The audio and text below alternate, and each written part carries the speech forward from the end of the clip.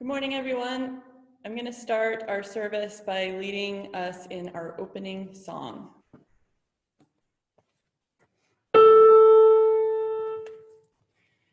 Whoever you are, we welcome you. Wherever you come from, we welcome you. Whomever you love, we welcome you. Whoever you are, we welcome you. Wherever you come from, we welcome you. Whomever you love, we welcome you.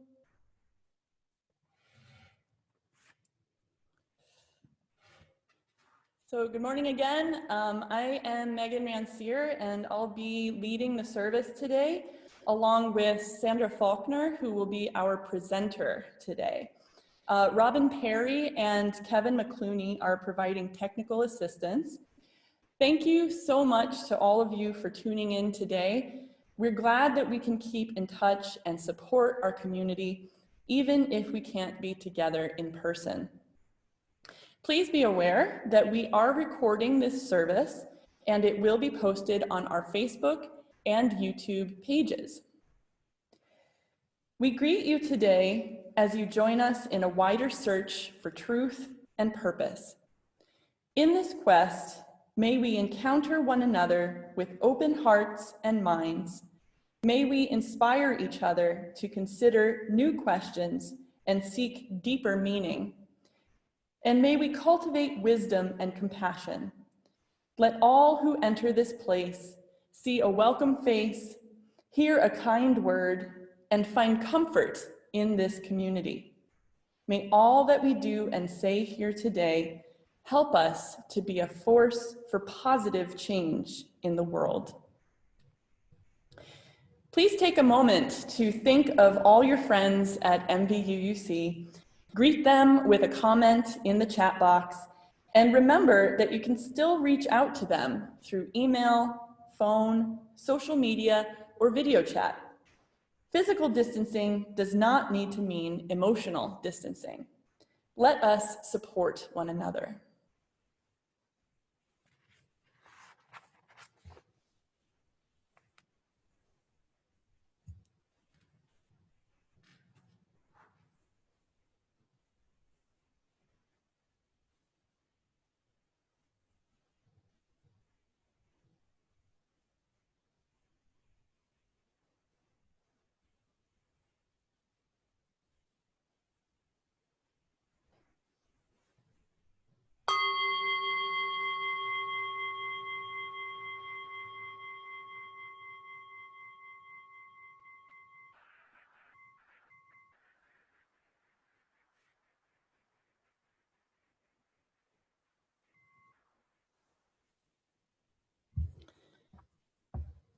Visitors, as we are a diverse group with varying interests and beliefs, our services are varied in format, tone, and topic. We encourage you to view several services to gain a good understanding of our congregation. If you'd like to receive our weekly email newsletter, please email us at news, N-E-W-S, @mvuuc.org. MVUUC remains committed to supporting our members and friends during this difficult time of social distancing. For that reason, we are coordinating assistance with groceries, phone calls, and other needs. If this sounds like something that would be helpful to you, please send an email to sac@mvuuc.org with your name and what kind of assistance you would like to request. So that's S as in Sam, A as in Apple, C as in cat, @mvuuc.org. Now is the time for announcements. Announcements can be sent ahead of time to services at mvuuc.org to be read during the service. If you have an important announcement now, you can raise your hand by clicking the raise hand button at the bottom of the participant box in Zoom. Then we will announce your name and turn on your mic and camera so that you can make your announcement yourself. So I'm actually going to start the announcements today, and then I'll hand it off to Robin. But the first announcement is something that was in the newsletter. It was also on one of the slides that was shown before service starts, and that's about the garden. So the garden is starting to go into full swing, and we're anticipating a lot of extra produce. So everyone is invited to stop by the church building and go out back toward the cornfields. You'll see the raised beds out there. And if you want to harvest anything that you see that is ready to pick, please go ahead. Just be really careful about the fencing that's around the raised beds. And please put everything back the way you found it. And we'll try to keep you up to date every week with a list of produce that is going to be ready that week. So that's my announcement. Robin, are there any other announcements? Yes, there's one announcement from Noelle McClooney in the Zoom group chat right now. Hogwarts registration is now open but closes soon. Please see our newsletter for more information or the link that is posted in the chat. But that seems to be the only announcement for today. Was there an update from religious education this morning? Yes, but I was going to save that for joys and concerns. Excellent. Okay, then we'll get to that later. Okay, thank you, Robin. Okay. So we'll move on to the chalice lighting now. And our chalice will be lit today by our presenter, Sandra Faulkner. Please join me in reading the words for the chalice lighting that appear as a comment in the chat box. We light this chalice to remind us of our highest aspirations and to inspire us to bring our gifts of love and service to the altar of humanity. May we know once again that we are not isolated beings, but connected in mystery and miracle to the universe, to this community, and to each other.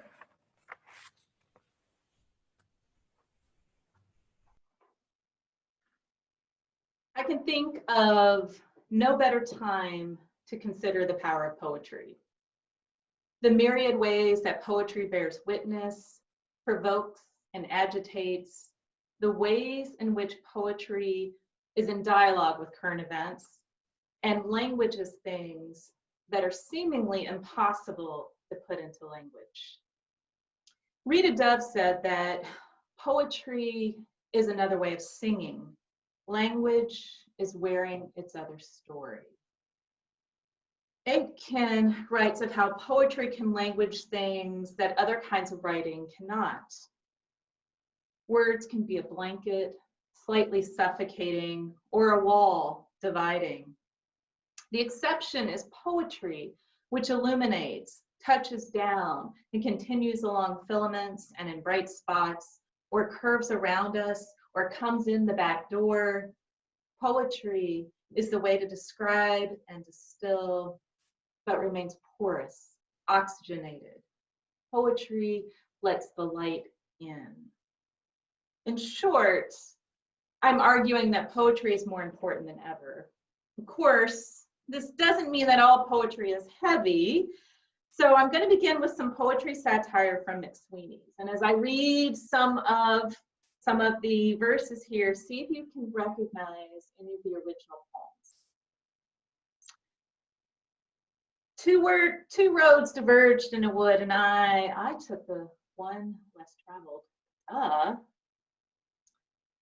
I wandered lonely as a cloud, as the CDC advised, because I could not stop for death. He kindly stopped for me, so I Clorox wiped the crap out of him. The caged bird sings with a fearful trill of things unknown, but longed for still, another night of Netflix and chill. How do I love thee? Let me count the ways. I love thee to the depth and breadth and height my soul can reach when feeling out of sight, better yet, actually be out of my sight. Do not go gentle into that good night without first purelling. Because I could not stop for death, he kindly stopped for me. Fortunately, I remained more than 6 feet away. There's a stake in your fat black heart, and the villagers never liked you. They are dancing and stamping on you. They always knew it was you who coughed in the produce aisle. I have eaten the plums that were in the icebox. Alexa, order more plums.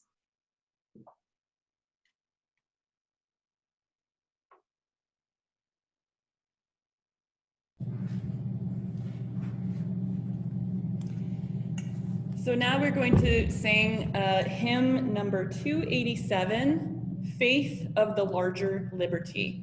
And the lyrics are posted in the chat box.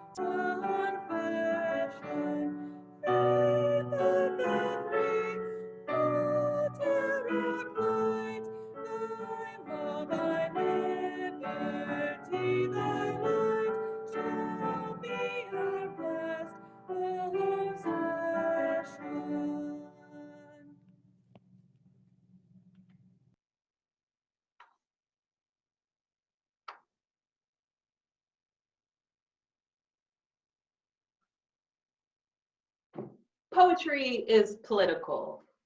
Reading, writing, and performing poetry can be an active response to social inequities. Thus, writing, performing, and publishing poetry is important activity. Jay Perini wrote that poets' work is politically powerful because the language of poetry provides deep understanding in ways that other writing does not. Many poets engage politics through their writing, bypassing stifling social structures. Poets represent marginalized groups and positions in nuanced, sensitive, and myriad ways. As Fisher argued, the political task of poetry is a visionary one, the work of making way for new worlds and words. Poetry confronts social structures to engage audiences and activates poetry's political potential. Poetry engages a political voice. In an interview on PBS NewsHour a few years ago, the poet Ocean Vuong, who by the way won a MacArthur Genius Grant for poetry, argued that reading poetry is an act of political resistance. Thus, our lyric poetry, our narrative poetry, and our poetry of personal experience is a political act. The act of writing, reading, and performing our poetry is political. Vuong said, the reading of poetry is in itself an act of political resistance to the mainstream. Particularly in this election cycle, Vuong was referring to the election cycle of 2016, but I think that we could certainly talk about the election cycle of 2020, where there is great anxiety for uncertainty. What is your position? What is your stance? Why are you flip-flopping? There's an anxiety of certainty and power and boldness, but poetry acknowledges the true complexity of what it means to be human, which is that nothing is ever that certain. I'm going to share a poem now that I wrote in response to those who have told me that my feminism has ruined me. And believe it or not, that has happened more than once in my life. And the poem is titled, Crank Up the Feminism. We declare feminist law like shrews in heat, dial up the belligerent bass from the front seat. We do our hair in rosy rage, smear righteous red on our cheeks as we pull on our combat best dress, the anti-patriarchy patrol in suffragette white. The usual boys have no idea what to do as we shank the good girl in the mirror. You're all lesbians now, America. Our art bleeds down our legs, pulls like rubies on piles of rubble that can't be swept under rugs. Our rage refuses to ride shotgun. We skip the protest and go right for the throat, steal bologna sandwiches from the Boy Scouts tent, yawping, you wanna see Rogue? We snap the elastic in your pants, show up 5 minutes late with wet hair and chipped nails, hit send without proofreading. You can type your own template as we crush the control panel, throttle up the appropriate volume, smashing the baby over your knees. And so Jay Preeney writes that poetry matters in part because of its potential for political expression. It is important for poets to read the world around them and to respond to that world in their own fashion, not just in slogans that can be printed on posters or slapped onto bumpers, or might I say, be added into memes, but in urgent, astute ways that reflect the injustice and immorality everywhere in evidence, even sad abundance. At their best, poets suggest useful ways to think and feel about these things and picture them clearly. Poets do not offer solutions, however. What they offer is a depth of understanding and a language adequate to the visions they summon.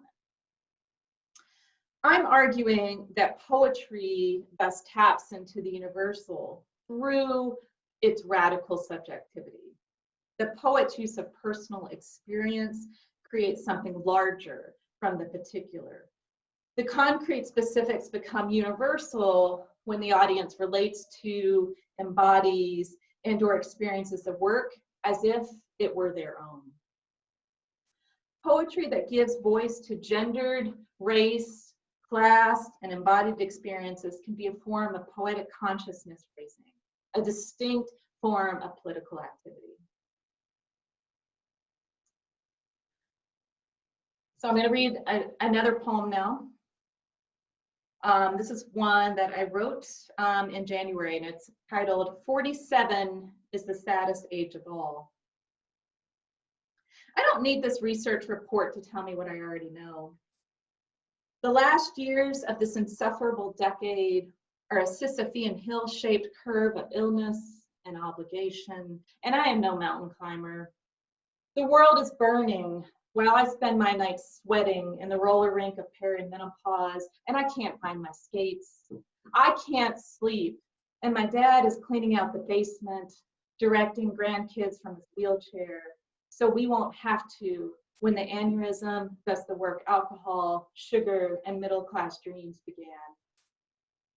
No longer sentimental about the just in case, he discards rusted coffee cans filled with bolts and washers, the bittersweet orange basketball hoop from the 80s, kitchen gadgets wearing the dusty roads of obsolescence, the faded aqua silverware holder from another dishwasher, tarnished brass candlesticks, and I take out the trash and spend hours trying to polish back into my childhood.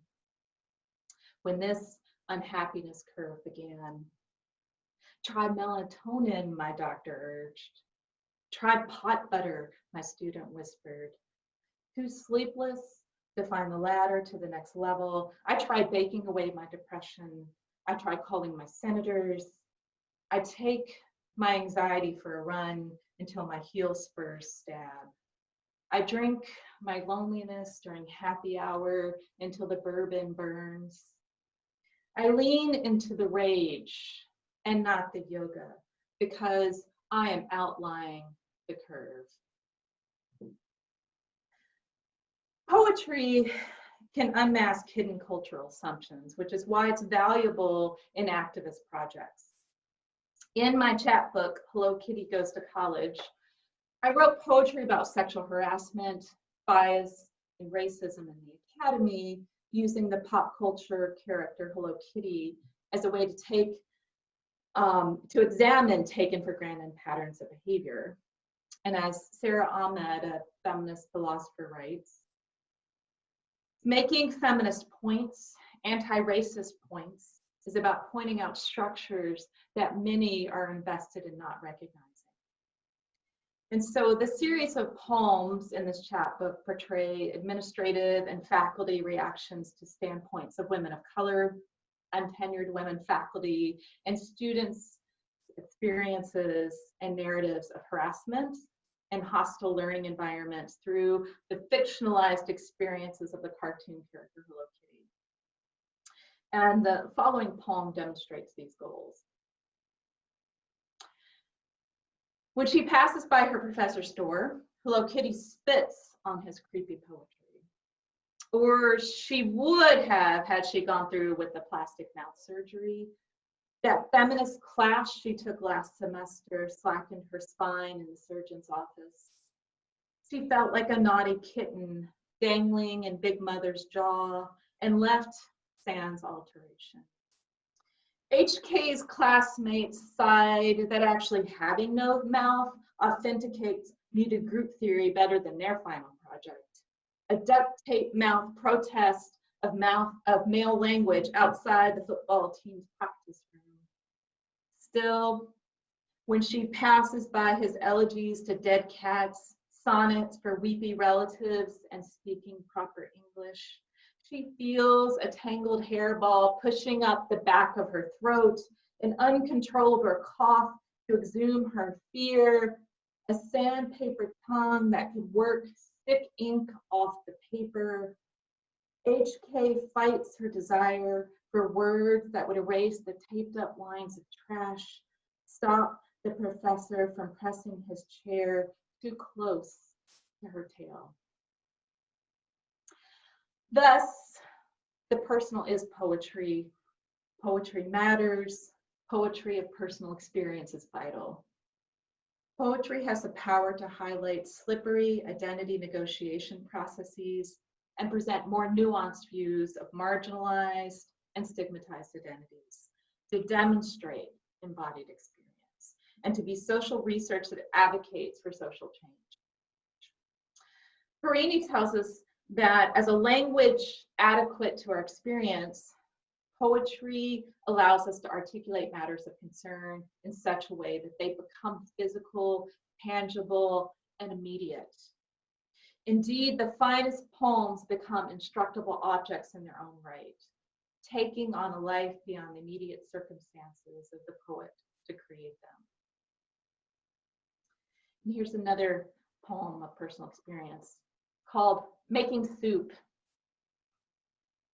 Throw the carcass of a week in a soup pot filled to the top with the scraps of non-negotiable work. The child who retches in the bed with no mattress cover. Saute the passive-aggressive snark of the other school volunteers and the unappreciative colleagues until you have a reduction of rotten attitude. Sprinkle in the salt of rejection, the pieces of resentment flaked off the cake of adult responsibilities. Let the grease of paying bills float to the top. Ladle the scum of heated and hasty words. Simmer the emotional hegemony of everyone who wants the mother of vinegar without the pucker. Release the trapped series of disappointments as you turn up the flame. Poetry can help us shape lives in ways that we want to live. We create and tell stories that advocate for social justice and change. Rita Dove considers poetry to work through poets' use of empathy and readers' recognition of themselves and their worlds in verse. She says, poets are sensitive to their surroundings and the world where they live. So speaking out is almost unavoidable. That can sustain people, because if someone reads a poet's description of an experience for which they had no words before, it again offers the reassurance of telling them that they are not alone. Poets reveal inequitable social conditions in education, immigration, politics, and their local communities. They use poetry to question inequality and show how poetry can be a personal and a political response. The political task of poetry is thus making way for new worlds and words. And some poets like Rita Dove and Naomi Nye argue that art and poetry in particular are important to deny tyranny in all forms. So in conclusion, we can use poetry to reflect on power inequities, to make our personal experiences part of the critique, and to realize the potential power in poetry as political discourse and witness.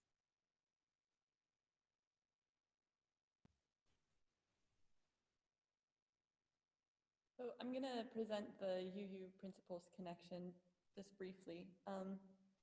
In reflecting on how today's service connects with our UU principles, I decided to concentrate on Principle 4, the free and responsible search for truth and meaning. In particular, Sandra's focus on poetry reminds us that as UUs, we turn to many diverse faith traditions from around the world in our free and responsible search for truth and meaning. And that includes many diverse sources.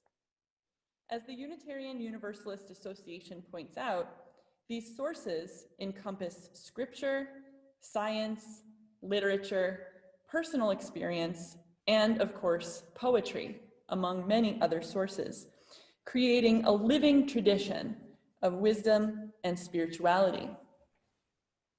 As Sandra has already explained, poetry can express truth and meaning by distilling our experiences and responses to them into creative, concise, concentrated language that bypasses conventional assumptions about structure, syntax, and logic, perhaps in a way that is similar to the visceral language of dreams.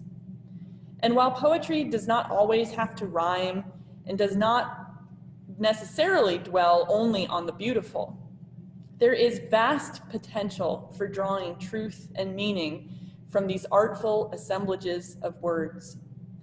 The point being, our search for truth and meaning can take many forms and draw from many sources, including poetry, music, visual art, dance, drama, and every other art form that expands our ability to connect with the world and the people around us. So let's not forget to welcome poetry into our lives, whatever form it may take, and to use it as inspiration that is both spiritual and political.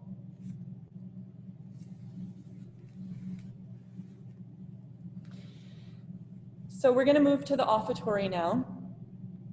Now more than ever, we are counting on your pledge payments and donations to help sustain and strengthen this congregation so that is so important to all of us, supporting our efforts to be a community of love, truth, justice, and service.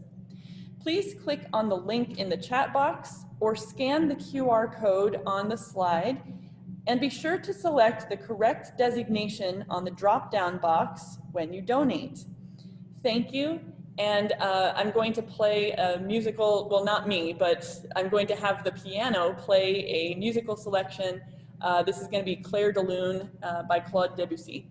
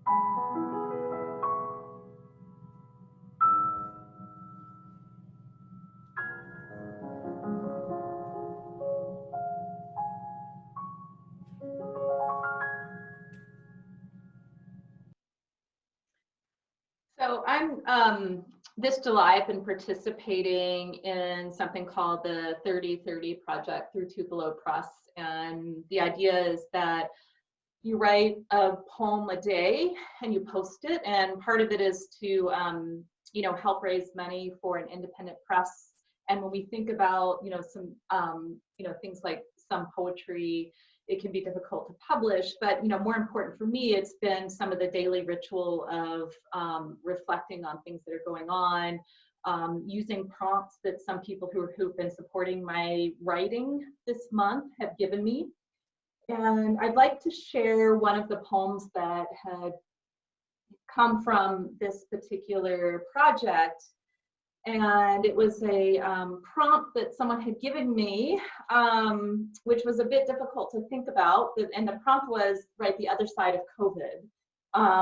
And given that we're still in the midst of it, it was really difficult to think about this. But I took up the challenge, and here's the poem that came from this kind of daily writing practice. And by the way, I tend to get up in the morning and write a poem for the day. Okay, so this is the other side of COVID. What if there is no other side? The choices we make, all bad options on a rigged menu, like rotting fruit in fields, gallons of milk spilt down the drain because of not seeing the other sides. I wear a mask on a bike ride along my local rail to trail and revert back to my first grade self. The shy child who doesn't want to talk, and you can't make me. Covered from nose to toe, a shield from social niceties. When people nod and say hello as we pass the corn growing tall, I won't meet their gaze. Furious at their aerosols spraying in my direction, their naked faces glowing like a vector of white-hot July sun. Is this the psychophysical numbing, the labeling of cul-de-sac Americans, angry Democrat socialists? When some of us have gotten through, will everyone look better on the other side?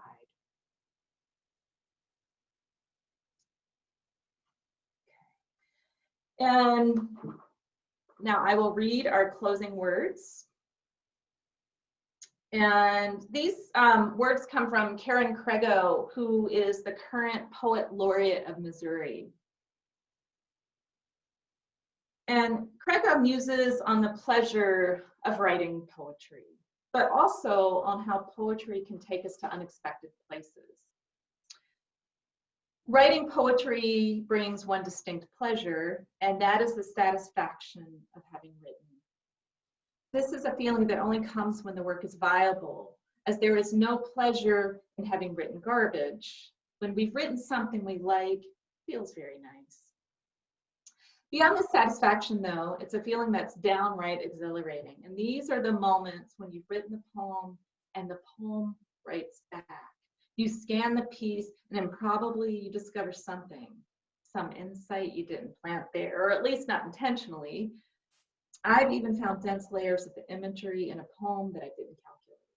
They just sort of show themselves upon later inspection. My own poems kind of floor me sometimes, not because they're amazing poems, although there are some I'm very proud of, but because they seem to operate independently of my consciousness. They have their own consciousness, and that's a weird and breathtaking discovery on a printed page. Sometimes we think we're writing a question, and we're actually writing the answer to that question. Sometimes we write out of fury or frustration, and peace speaks through. Sometimes we're just writing along the best we can when the poem says, let's show her what we can do. This is the thrill of it, when a poem is a horse that can take us into astonishing wilderness, but then knows exactly how to bring itself home.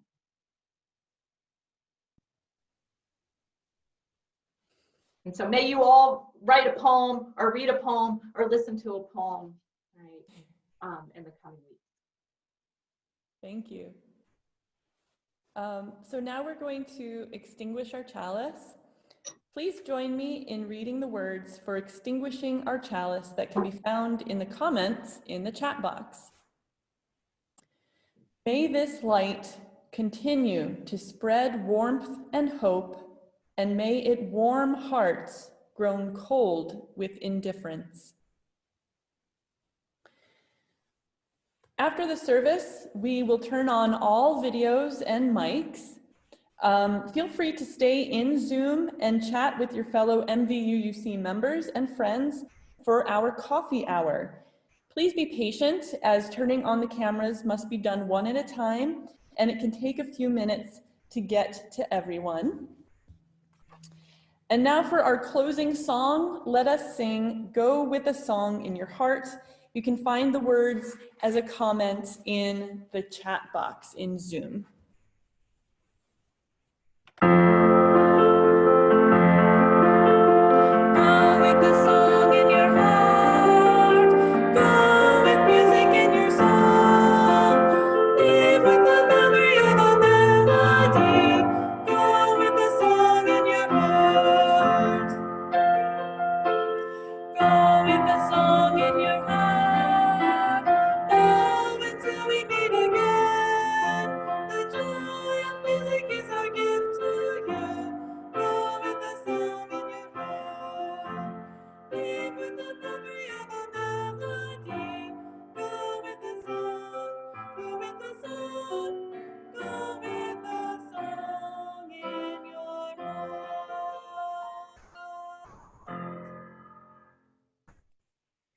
So that's the end of service, but please stay for the virtual coffee hour that follows.